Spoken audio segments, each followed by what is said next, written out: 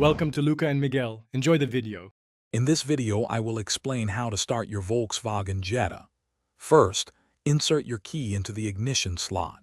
Next, turn the key to the on position, which illuminates your dashboard lights. Before attempting to start, always ensure your gear selector is firmly in either park or neutral.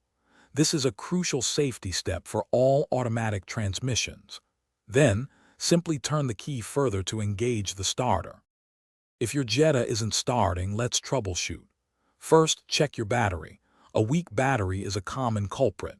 Ensure you have adequate fuel in the tank, as running on empty will certainly prevent starting. Listen carefully when you turn the key. Do you hear the starter motor attempting to engage?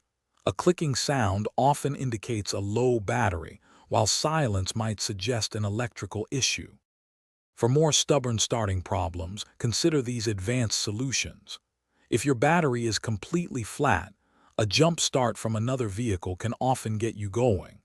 For Jettas with push-button start, a dead key fob battery can prevent the car from recognizing the key, so try replacing it.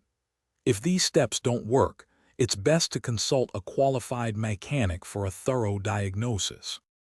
Maintaining your Jetta regularly is key to preventing future starting problems and ensuring its longevity.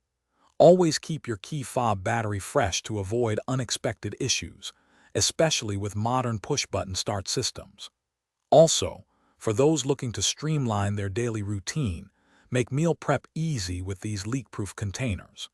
Check the description below for a link to these containers, along with other great deals and resources to help you out.